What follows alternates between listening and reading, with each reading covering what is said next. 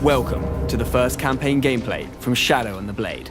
Today we're on board with the Tyrant of Hag Grief, the infamous Malus Darkblade.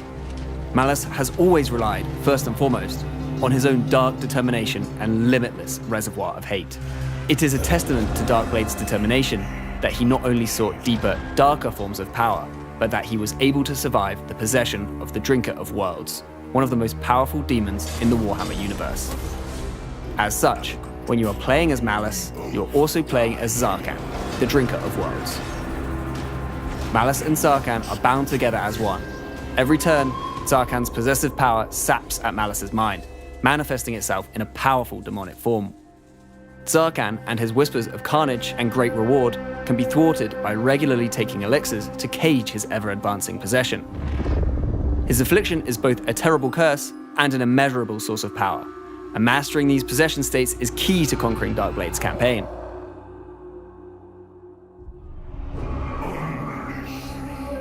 In order to obtain the elixir's recipe from Malekith, you'll need to help him gain the scrolls he needs to harness the power of the Vortex for himself. From time to time, Zarkan will torment Malus with whispers encouraging murder, carnage, or war in exchange for powerful, unique rewards. Every twisted whisper Malus adheres to confers him more demonic strength, but also corrodes his mind, ceding more control to Zarkan and increasing his reliance on Malekith's ever more costly elixirs. The possession bar shows how much influence Zarkan has over Malus. When the possession bar is maxed out, Zarkan's powers can be utilized by Malus at the expense of his campaign capabilities. When the possession bar reads a negative value, Malus gains increased campaign capabilities, but will be less effective in battle. I'm one turn from getting access to my Zarkan form here, so I'm going to stall out if I can. As soon as I'm done here, I'll down a couple of elixirs and use the sizable construction cost reduction to fast-track any rebuild. If anyone gets any smart ideas, I can instantly call on Zarkan's demonic battle benefits, but I can only do this once every 40 turns.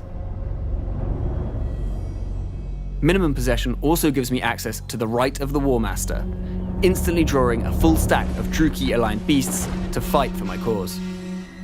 Malus clawed his way to the top, from a lowly bastard son to the imperious ruler of the mercantile fortress city of Hag Grief. The duality of Malus is reflected in his start position options.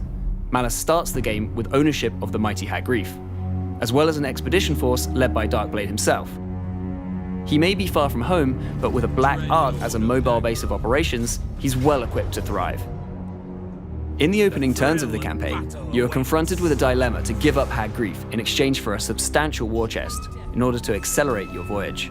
This promotes more fertile conditions than ever seen before in Total War for picking your own start position, especially when combined with the Black Ark's newfound ability to attack and reinforce port settlements. Checking out Malus's skill tree, we can see tapping into his eternal hatred and stomping Ulthuan is maybe the quickest way to earn Malekith's favor. Digging deeper, we can see skills that strengthen both his pure form and others that bring a whole new dimension to Zarkan's domination. Reaching level 15 allows access to Contempt and Hatred, a considerable power spike no matter what your playstyle. Whether you take the cash or not, Malus's campaign is packed with possibilities. I've opted for the frantic, dual start position style for this playthrough. Fresh off my naval invasion of the Serpent's Coast, I found myself tangled in a complicated engagement between Malekith and the Crone. By the way, don't forget to make use of campaign bookmarks to zoom to each location in seconds. That's Control F9 to F12 to set a bookmark, and that F key again to fly to that spot.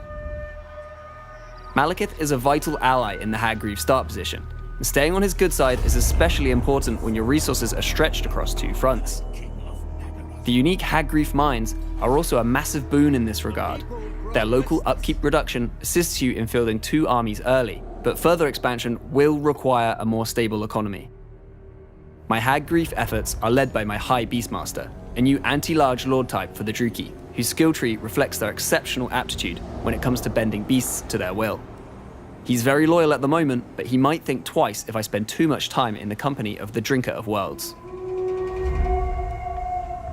He's joined by the Bloodrack Medusa. She has armor-piercing laser eyes and a fantastic high mass charge to slither away from any unfavorable engagements. Her horrifying visage causes both fear and terror to enemy units. Let's fast forward to turn 56, where we finally hunted down the warp gate that we need to return to the Chaos Wastes. Here, we can sate the thirst of the Warp Sword of Cain, another of the legendary weapons associated with the Bloody Hand of God.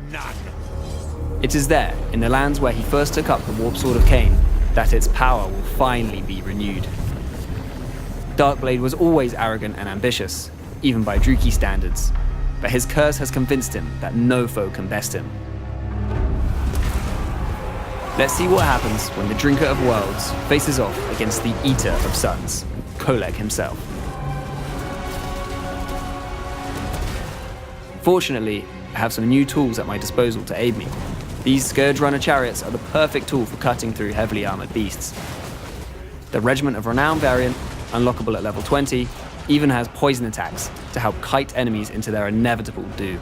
Malus himself is already pretty tanky, with a large health pool in addition to armor, but Zarkan's demonic influence provides him with an additional health bar, altered abilities, and a stat amp. With the caveat that after transforming, his HP is constantly ticking down, providing an extra incentive to finish the fight with malicious haste. Check out our Twitch channel 3 PM December 4th to see the conclusion of this Let's Play. There's a brand new rat to play, and he has some devious campaign mechanics with outrageously powerful possibilities.